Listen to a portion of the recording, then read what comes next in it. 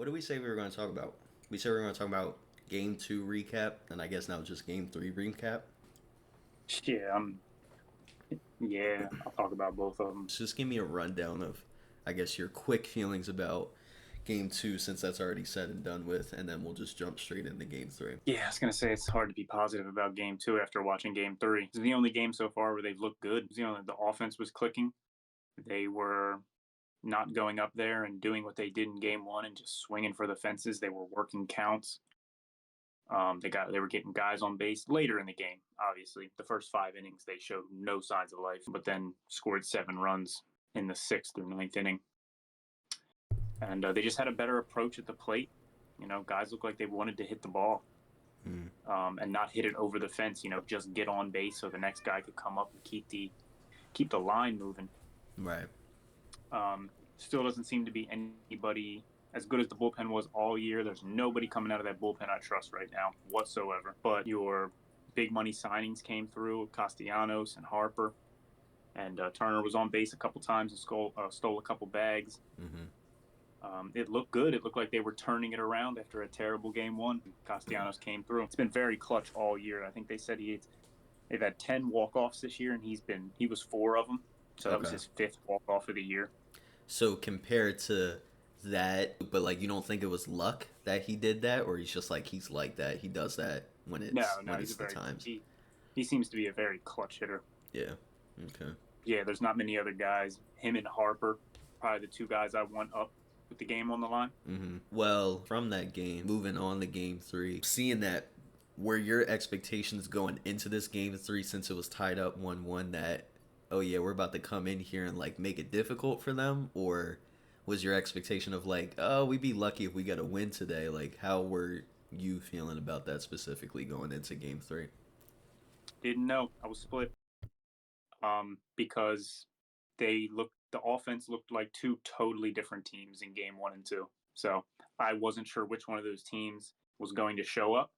And obviously, the offense from game one was knocking at the front door because they had so many uncompetitive at bats. They had so many at bats where there was a part in the game, back to back hitters, Austin Hayes and Edmundo Sosa, both struck out on 3 pitches. And there was not a competitive pitch thrown to them. The balls were in the dirt.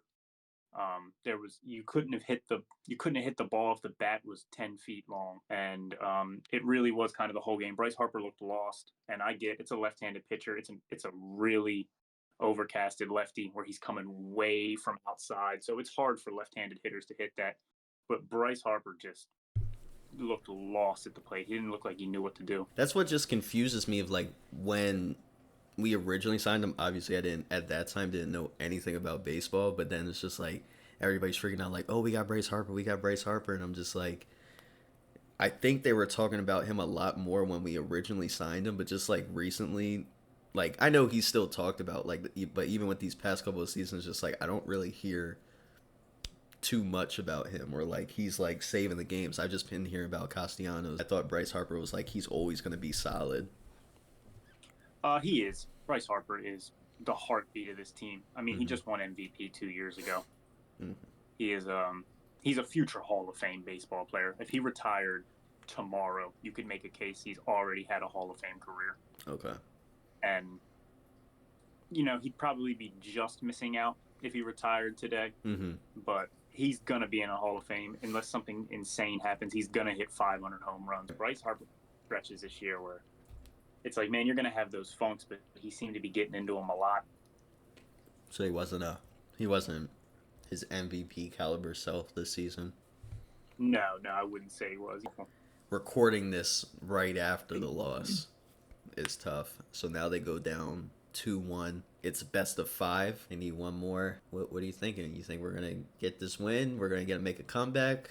We're gonna lose? What's going on? If I was not a Phillies fan, I would say Mets are going to win this series in 4. They're going to take the next game in New York. Mm-hmm. The Phillies fan in me wants to say that that's not going to happen, and we're going to force Game 5, and we're going to bring it back to Philly, and we're going to use that home crowd to rally around and win the damn game. Right.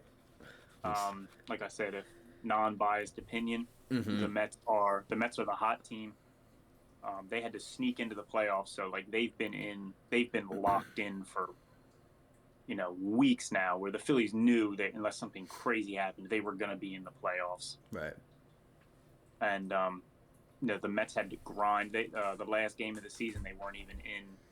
They weren't even in the playoffs yet on the last day, so they had to grind just to make it in. They already played the Brewers. They had huge walk-off wins, come from behind victories, so they're locked in, and all the baseball gods seem to be behind the Mets right now, and it's not looking good. But hopefully we get that Game 4 turnaround from Game 3, like we got that Game 2 turnaround from Game 1, because the bats need to wake up.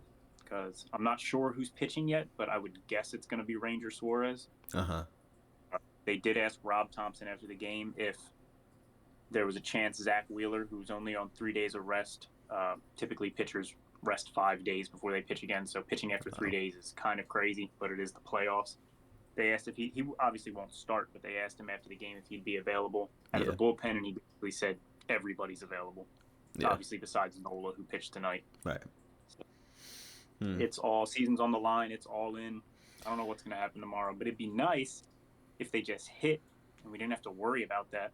Right. Well, we'll see what happens. Play tomorrow. Hopefully we can come back home with it, get a dub. You guys, I know. You guys seem. I wish I had some more positive. They really got me down after that Game 3, though. Yeah, I'm about to say, just recording on the same day of it, and obviously not being so invested into it, but knowing that there's a lot to talk about with them, it sucks to see them lose, and hopefully they don't lose the series so they can continue and see how far we can get to. But if it's the same struggles that we're dealing with in the first round, even if we get past them by a miracle, it's still going to be a struggle in the second round with even, I would assume, harder competition. So yes, the only thing I would say is I think they match up better against the Padres and Dodgers. I just want to go over the game. I want to talk about the Breakers against the Sixers. Coming into it, I went to the game. Obviously, I wasn't even expecting Embiid to play, and then Paul George wasn't playing either, so they were both out. So just Maxey started with the crew. Overall, it was a preseason game with the NBL team that's not in the NBA, so there's only so much I can expect. But going to the game was just like, I'm not here to see Maxey score 15, 20 points. I'm here to see what Justin Edwards can do off the bench and what Lester Quiones, if he can really shoot off the dribble. And like I'm worried about all these other players to see like I need to see that they're gonna be good role players or like they can develop into something. So I saw a lot of things that I was impressed by, but also it's like my impressed level was only so much because of like I need to see you do this against good NBA talent, obviously, to see if you're not a bum, because you can obviously play. But the only two players, and Justin Edwards is one of them, but I didn't do enough research about the game last night to like match up my statistics and everything like that. But him and Jared McCain, he had, if you didn't watch the game and you just looked at the box score, you would think he had a good game. But just like, I'll just talk about him for McCain. So I don't know how long you watched the game, but obviously me being there, I saw the whole time he was in. He is what we were talking about on the first episode, such a liability on the defensive end. It's insane. And his capability of making a layup or anything inside of the three for that matter is almost non-existent. And it's just like, Bull was 5'10", 5'11", guarding Jared McCain, like could not get by him at all. He doesn't look competent enough to get to the basket for whatever reason. Obviously because of his size, but he's still like beefy. Like he should be able to get in there. Now, everything outside of that, he looked fine. He got 10 points and he was shooting the lights out. Like what, we were pretty close, and like even seeing him like just like swerving corners, his hands were like this the entire game. He didn't do anything else but this, and he was knocking them down, which he should be doing. But just like that's what I was relaying in the first episode. I'm like, if you're not hitting this, you're not hitting anything. So why would we want you on the floor? So well, that's what he's gonna be. his Yeah. role in this season is going to be floor spacing, shooting the three. Right. I don't expect him to have a huge role in this offense outside of that. No, I mean, I guess I was expecting a little bit too much of him, but I just thought like if you're 6'2", 6'3", you should be able to get a bucket on a 28-year-old that's 5'10", 5'11". But Yeah, he that young guy man. was hooping though. Bull, He he had young like man. 26 on him. That's also with you know, in the NBA, guys are always um not a lot of guys hit the NBA and just go immediately. You Uh-huh. only get so many Victor Wembanyama's, and especially not where the Sixers are picking in the draft. Right. Like you're outside of your top 10, you start, you know, that's where your recruiting and your scouting team really start to show. Like if Mm-hmm. you can find a guy who makes an instant impact on your team outside of the top 10 in the first round in the NBA, like you did your due diligence. Like with Maxi, Right. you know, Right. Maxi fell, and it was a little. Maxi probably shouldn't even have fell that far. Even on draft night, people were shocked he fell as far as he did. But Mm-hmm. props to the Sixers for recognizing he was the best. He was by far the best player available there and Right. taking him. Yeah, like even what's his name on the Lakers, Dalton Connect. Like watching his preseason game, I think it was against the Suns or somebody else. It's just like we could have had him. Obviously, we don't know what he's going to develop into, but like he's a big forward that can shoot and is willing to get to the rim. But we I picked know up that's who I. 6'3" Jared McCain that does TikToks. Like, what are we doing? Hey So, man, I, I, yeah, no, I that's don't who I know. wanted. I wanted the Sixers to end up with him. I saw a lot of mock drafts having him Yeah, yeah. come to us, and I liked watching him in college. He reminded me when I was watching the draft. I think I was watching it when I was up in Philly one night. He reminded me of like when Michael Porter Jr. was getting drafted and like how far he dropped. I don't even remember what pick he was, but it was just like they were talking about Dalton Connect of like we're surprised he still didn't get picked yet. And I'm like, oh, I don't know who he is, but watching some of his highlights and watching how he plays, I'm like, oh yeah, like why is he not? Why has he not been picked yet? But Lakers might get a steal with him being at the 17th pick. I remember watching ESPN years ago Hmm. and seeing at the bottom of the ticker it said Jason Tatum declares for NBA draft, ranked as 16th prospect. I was like, if he makes it to 16, I was like, I'll cut my hand off. Like I was like, that man is a. Watching him in college, like it was like this guy's a shoe in for a top 5 pick in the NBA. And then as it got closer and closer to draft day, he started rising up the board. Obviously, I wasn't watching much college basketball back then. But do you think Lonzo Ball deserved to be top 3 out of that draft class? Not knowing what you know now about how all of them developed, but just like at the time, him coming out of UCLA, did he deserve to be top 3? Absolutely. Yeah, Yeah. I don't even. That was the Markel Fultz, right?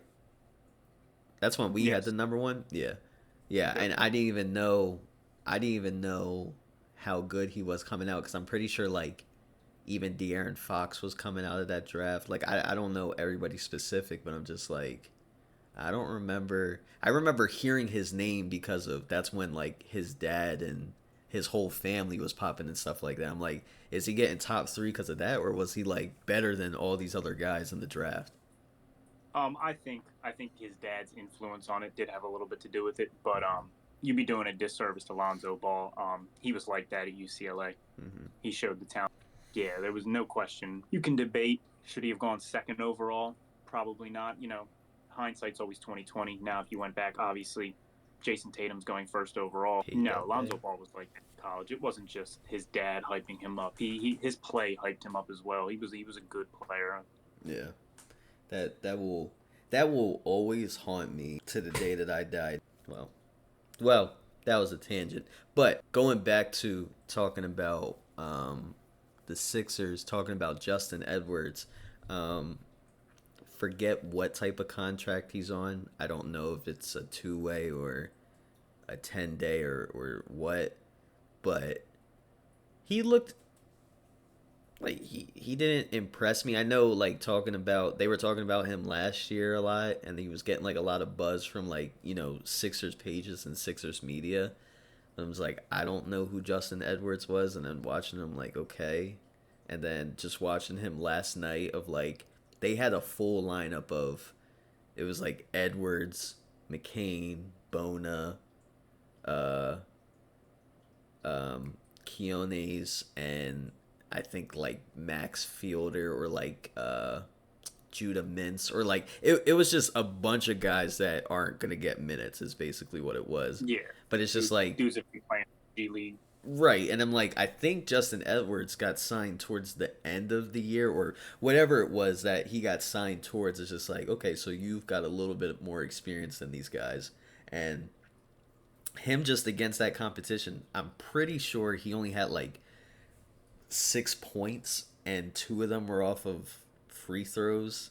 Like him with the ball coming down, it just like I don't know if he was getting hacked or what, but he doesn't look like he can dribble drive straight to the basket or like do any type of moves like anything in his bag to get to the cup. I was just watching him. Mm-hmm. I'm like, I remember a lot of buzz from this guy. Like I know, like I've heard his name. I know he's probably like somewhat decent.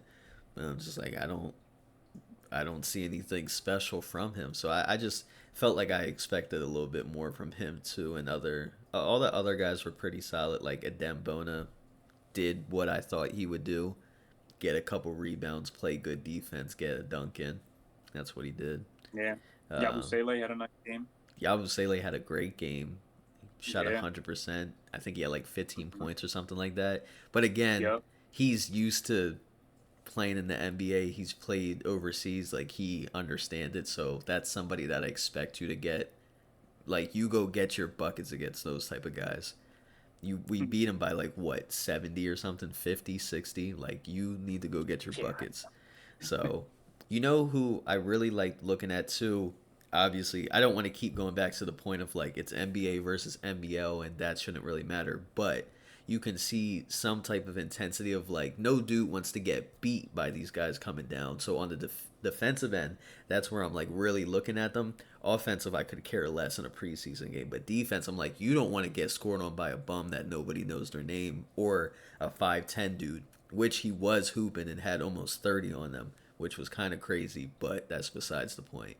Um, but you can see it in like Caleb Martin's eyes and like even Eric Gordon's eyes. Like we were talking about Eric Gordon, it's just like, oh yeah, he's not really going to be too active or like get in people's face. Like he's active, and Caleb Martin is active. Like he's up in people's grill. Like first, like it's in the second quarter and like 7 minutes left to go. Like he's still up in people's faces while he's getting time.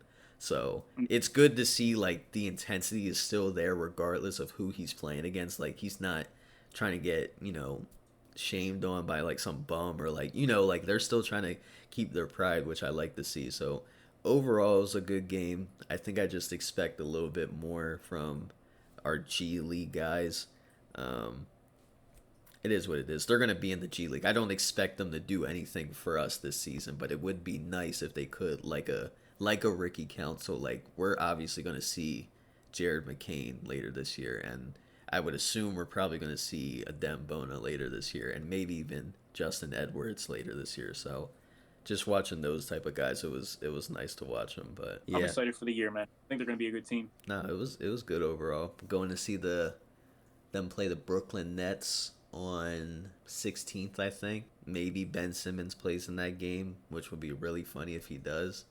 Maybe not, and then they're just playing a bunch of bums, but who knows.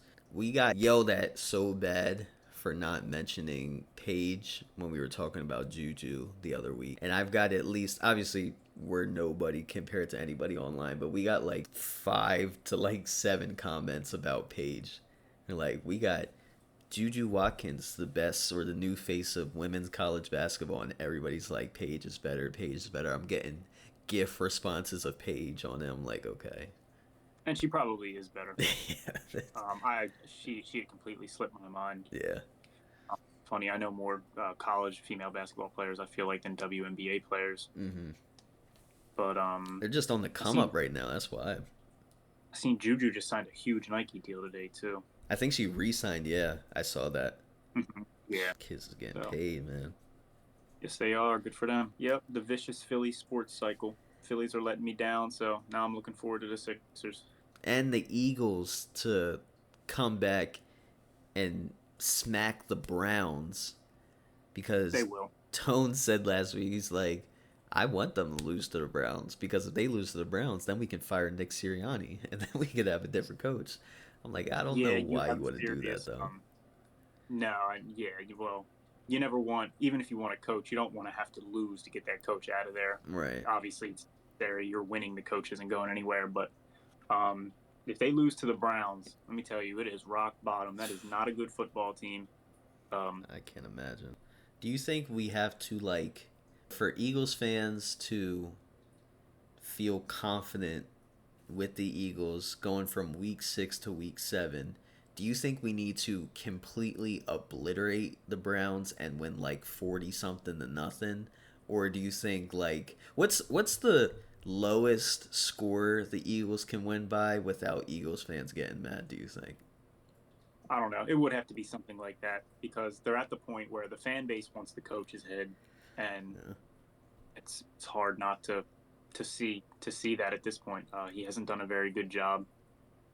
You thought it was the offensive coordinator was kind of the scapegoat last year. Mm-hmm. You have a new offensive coordinator in here now. It's looking like the head coach.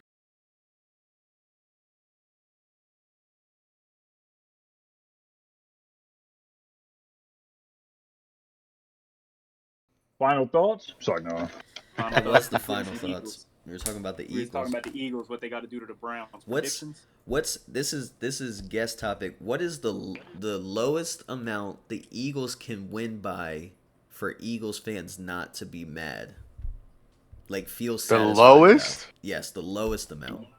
It needs to be at least a 10-point game, and that's me being very generous because, Who are like, we playing?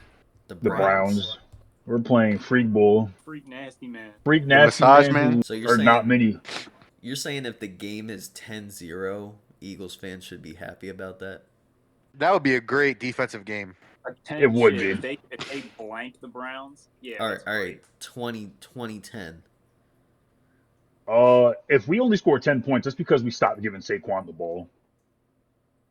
We haven't Like, given Saquon the ball all season, bro. you're We bugging. give him the ball, He That's leads. cap. He's bro. like top 5 in the That's league in cap. all-purpose yards. What are you talking about? All-purpose yards. I'm talking about carries.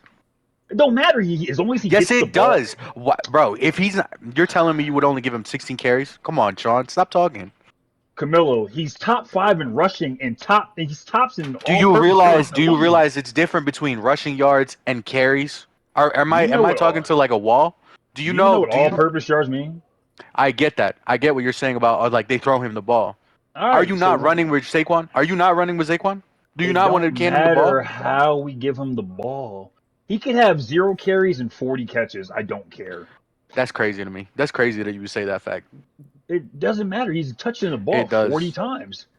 Saquon is I don't know. what from what I've been seeing. Saquon's been running the shit out of the ball, has he not? Yeah. He's on. No, he I won't. has Last been. game he had 16 carries, bro.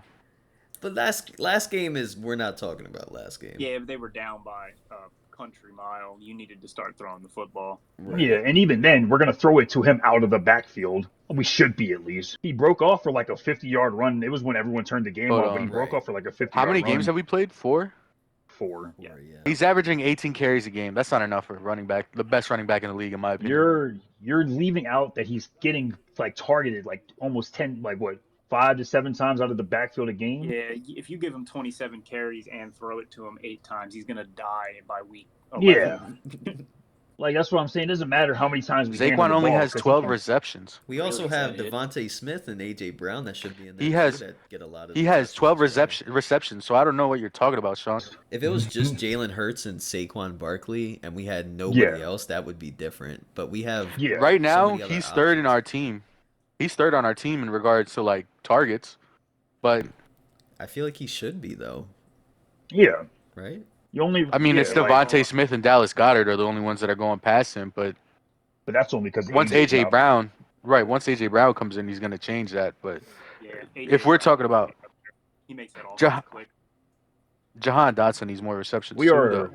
our team is quite literally just like the 49ers offense, but it should be better because we have better receivers. Tight ends, our tight, I ain't gonna lie. tight ends are just another blocker nowadays. It's just like, yo, give McCaffrey the ball, give Saquon the ball. I think Debo is just AJ a running Brown, back. Devontae Smith, and Dallas Goddard. Dallas Goddard is not just going to be a blocker. I mean, he has been though, except for that one game, and that's because Even last Devontae game, Smith he was had hurt. 100 yards. Did he have Tight end 100 yards? Yes. Tight end play around the league, though. Dallas Goedert's probably the best tight end in the league, damn near. Tight end play around the league is just My boy been just down. called Dallas Goddard a blocker. Well, And he's he an is. Eagles fan. Guys, Crazy. you're not seeing the usual guys like Kelsey, Kittle, and Mark Andrews and stuff like really having these crazy games. Not anymore. That was our I'm still mad at Sean talking was our about question section. Saquon Barkley having enough. I don't know what I said to get you mad. I'm about to say, what are you You talking just sound about? dumb. I don't think It's that it's sounds three dumb it's at all. it's three It against one did. right now. He said It's three nah. against Listen, one right you now. said he had the most all-purpose yards in the league. He had I 12. didn't say He had that. I 12 said catches. he's top 5 in all-purpose Okay, yards. but he had 12 catches in 4 games, and you're telling me they're utilizing him enough? Yes. What? 12 catches in 4 games. All right, bro, you win. I don't care anymore. I don't know. I think I guess I'm the one that doesn't see it. What we're gonna go with it. I don't know too much about it, but that to me sounds fair because we have other people that he should. But you got to understand. Last week we didn't have 2 of our receivers, But you got to and get we last, lost by a. You got to get last week out of your head. I can't, bro. That was abysmal. We lost to the Buccaneers. Baker Mayfield Buccaneers. You want me to get that out of my mind? I'm traumatized. There's no point. There's no point in this. Let's just wrap it up. Any thoughts on the Phillies? I don't want to talk about I got the ibuprofen next to me right now. Say I won't eat this whole bottle. it. I already did. Yeah, bro, I'm gonna take all these melatonin and take a nap.